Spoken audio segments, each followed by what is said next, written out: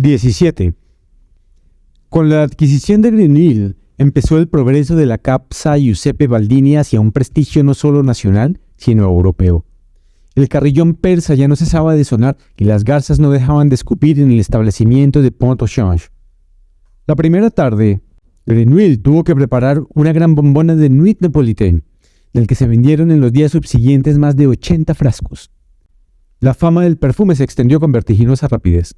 A Chenier le lloraban los ojos de tanto contar dinero y le dolía la espalda de tantas reverencias, ya que acudieron los personajes más altos y encumbrados, o por lo menos los sirvientes de dichos personajes altos y encumbrados.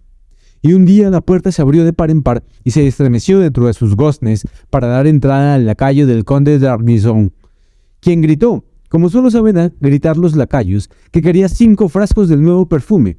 Y Chenier todavía temblaba de emoción un cuarto de hora después, porque el conde de Argenson era intendente y ministro de guerra de su majestad y el hombre más poderoso de París.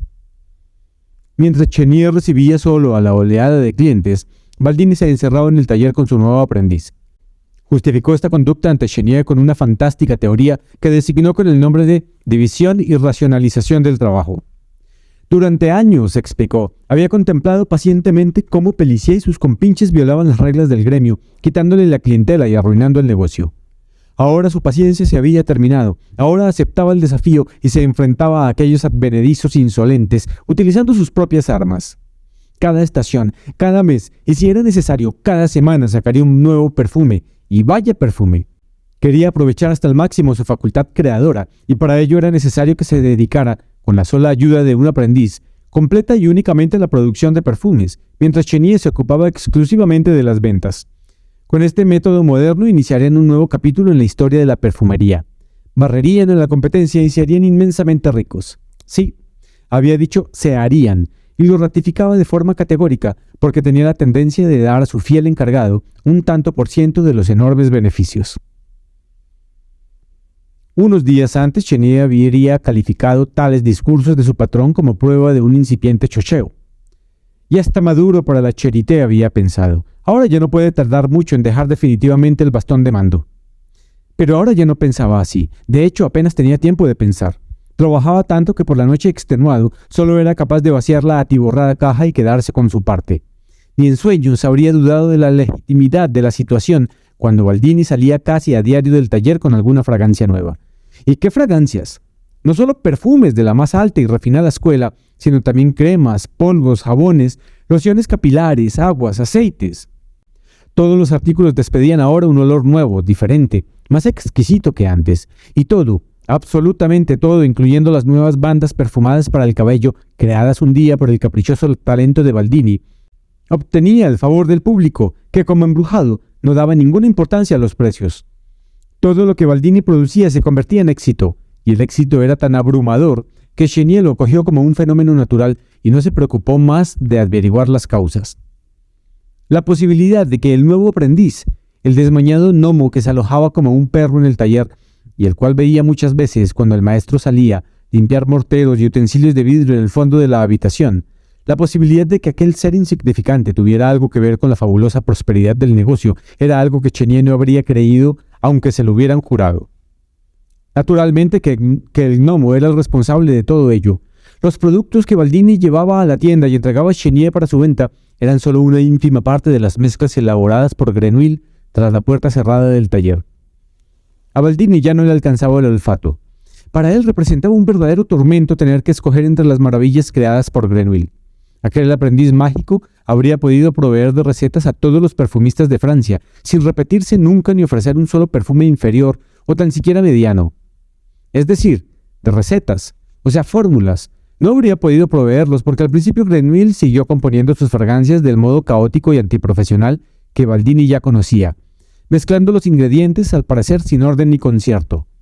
Con objeto de llevar un control del floreciente negocio, o por lo menos de comprenderlo, un día Baldini rogó a Grenouille que, aunque él lo considerase innecesario, se sirviera al elaborar sus mezclas de la balanza, la probeta graduada y la pipeta, que se acostumbrara, además, a no emplear el alcohol como sustancia odorífera, sino como disolvente que debía añadirse al final, y por último, que por el amor de Dios actuara despacio, con lentitud y mesura, como correspondía a un artesano.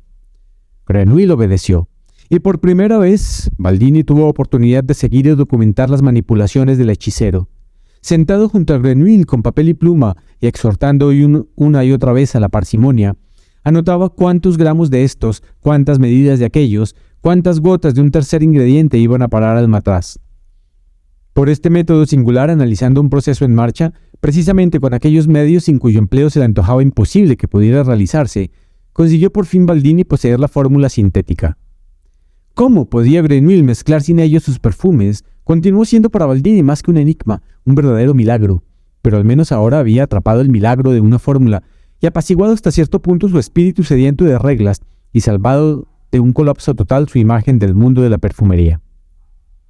Poco a poco fue sacando a Grenouille las recetas de todos los perfumes que había inventado hasta entonces y terminó prohibiéndole que preparase nuevos perfumes sin que él, Baldini, estuviera presente, armado con papel y pluma, observando el proceso con ojos de Argos y tomando nota de todos los pasos. Después, con esforzada minuciosidad y caligrafía clara, pasaba estas notas, que pronto fueron muchas docenas de fórmulas, a 2 cuadernos, uno de los cuales guardaba en una caja fuerte incombustible, y el otro lo llevaba siempre encima, incluso cuando iba a dormir. Esto le daba seguridad porque ahora podía, si así lo deseaba, realizar él mismo los milagros de Grenouille que tanto le habían trastornado al presenciarlos por primera vez. Con su colección de fórmulas escritas se creía capaz de ordenar el espantoso caos creativo que surgía del interior de su aprendiz.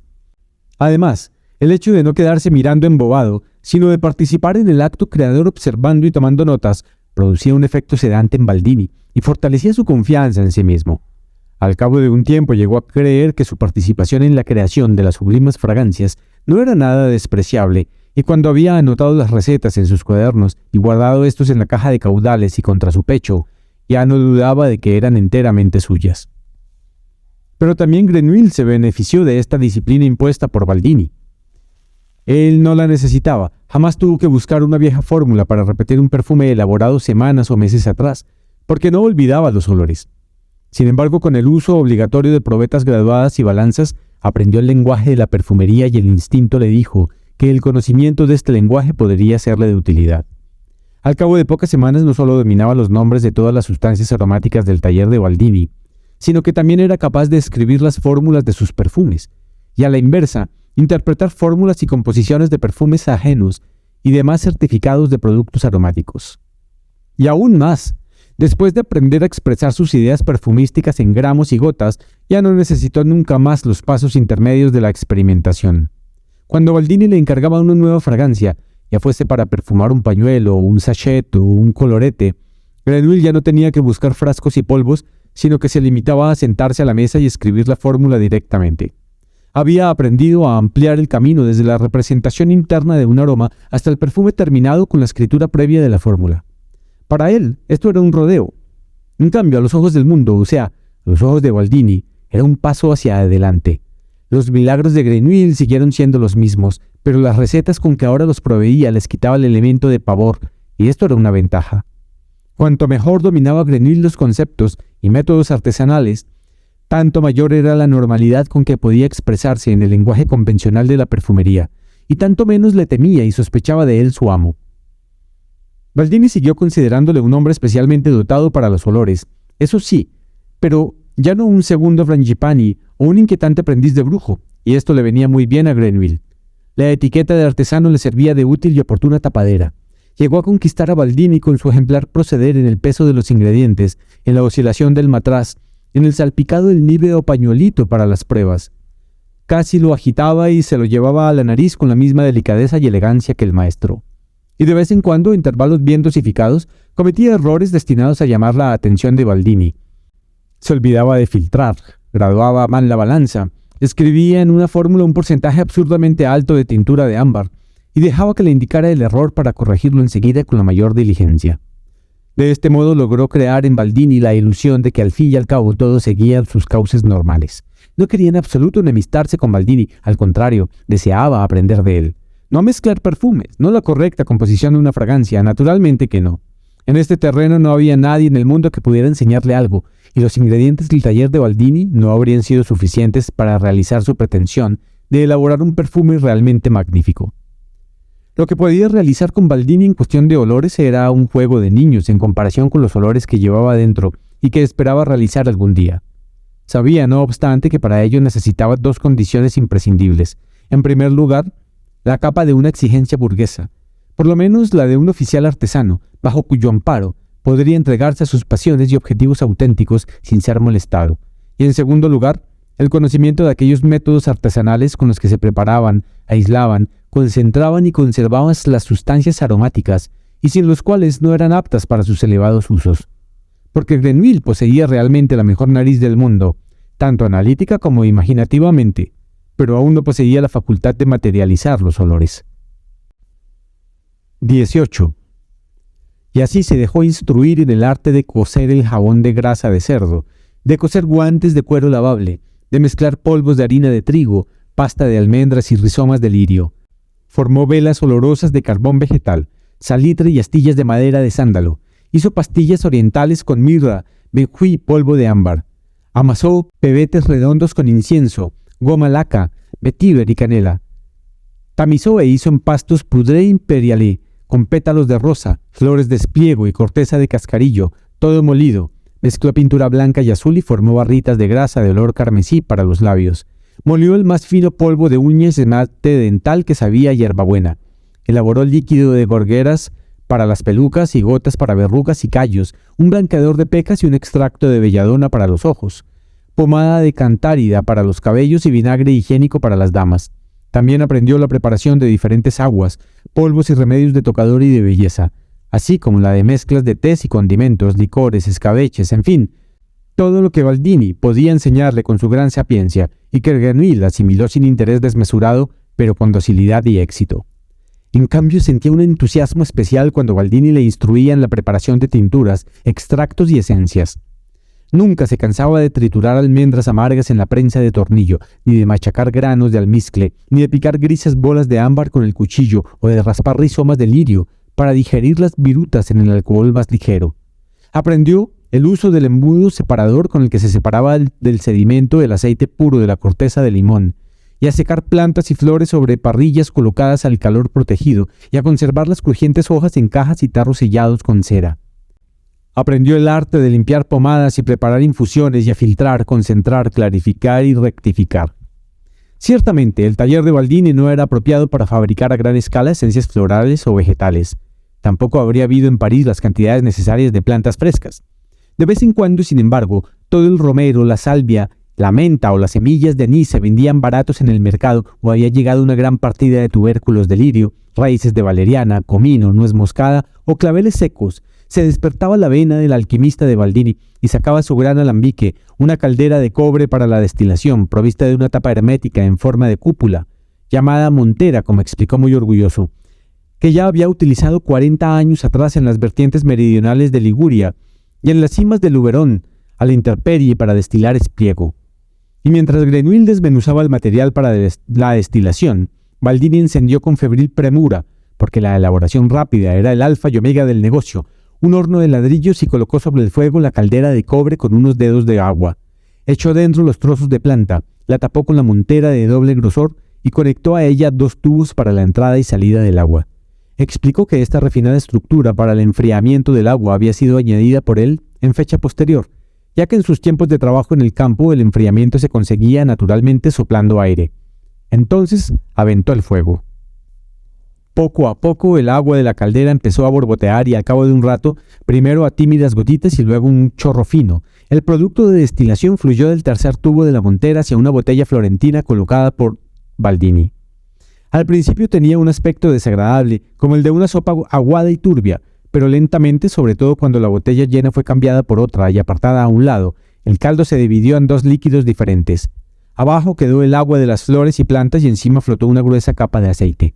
Al vaciar ahora con cuidado por el delgado cuello inferior de la botella florentina, el agua floral de sutil fragancia, quedó en el fondo el aceite puro, la esencia, el principio de aroma penetrante de la planta.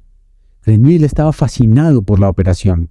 Si algo en la vida había suscitado entusiasmo en él, no entusiasmo visible, por supuesto, sino de una índole oculta, como si ardiera en una llama fría, fue sin duda esta operación mediante la cual, con fuego, agua, vapor y un aparato apropiado, podía arrancarse el alma fragante de las cosas. Esta alma fragante, el aceite volátil, Era lo mejor de ellas, lo único que le interesaba. El resto inútil: flores, hojas, cáscara, fruto, color, belleza, vida y todos los otros componentes superfluos que en ellas se ocultaban no le importaban nada en absoluto. Solo eran envoltura y lastre. Había que tirarlos. A intervalos, cuando el producto de destilación era ya como agua, apartaban el alambique del fuego y lo abrían y volcaban para vaciarlo. La materia cocida era blanda y pálida como la paja húmeda, como huesos emblanquecidos de pequeños pájaros, como verduras hervidas demasiado rato, fibrosa, pastosa, insípida, reconocible apenas, repugnante como un cadáver, sin rastro de su olor original. La tiraban al río por la ventana. Entonces se procuraban más plantas frescas y vertían agua en el alambique y volvían a ponerlo sobre el fuego. Y de nuevo el caldo empezaba a borbotear y otra vez la savia viva de las plantas fluía dentro de la botella florentina. A menudo pasaban así toda la noche. Baldini se cuidaba del horno y Grenouille atendía las botellas. No podía hacerse nada más durante la operación. Se sentaban en taburetes alrededor del fuego, fascinados por la abombada caldera, ambos absortos, aunque por motivos bien diferentes. Baldini gozaba viendo las brasas de fuego y el rojo chimbreante de las llamas y el cobre, y le gustaba oír el crujido de la leña encendida y el gorgoteo del alambique, porque era como volver al pasado. Entonces sí que había de qué entusiasmarse. Iba a buscar una botella de vino a la tienda, porque el calor le daba sed, y beber vino también le recordaba el pasado.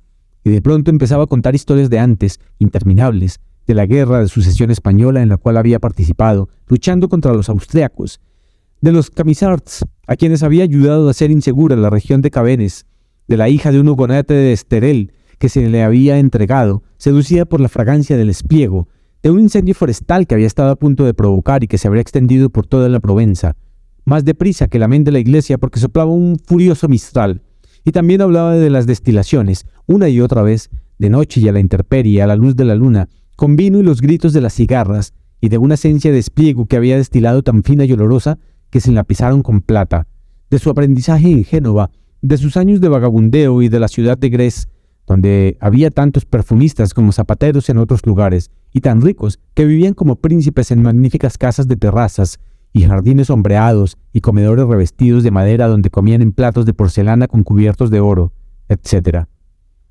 El viejo Baldini contaba estas historias mientras iba bebiendo vino, y las mejillas se le encendían por el vino, por el calor del fuego y por el entusiasmo que suscitaban en él sus propios relatos. En cambio Grenouille, sentado un poco más a la sombra, no le escuchaba siquiera. A él no le interesaban las viejas historias, a él solo le interesaba el nuevo experimento. No perdía de vista el delgado conducto que salía de la tapa del alambique, y por el que fluía el hilo del líquido destilado. Y mientras lo miraba, se imaginaba a sí mismo como un alambique en el que el agua borboteaba como en este, y del que fluía también el producto de destilación.